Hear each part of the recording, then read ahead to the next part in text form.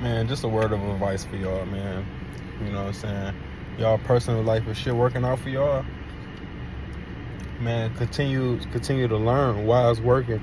The things that you're attracted to, the things that you like and enjoy. You know what I'm saying? So you can build on that shit. But for those times when, things ain't working, you decide to walk away or someone else decides to walk away, if you can get some information out of that, cool. Get it because it'll help you in the future. But if not, feel free and don't be afraid to let go, walk away, and get back in tune with self so you can judge the situation and learn from it on your own. But by any means, you got to learn, man.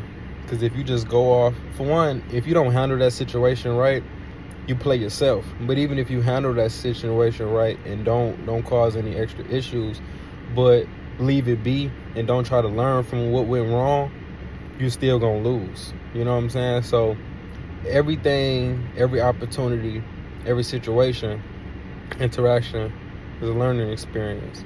So make sure that y'all take y'all glasses off and truly pay attention to what's going on in those situations. I promise it'll make you a better person in the future.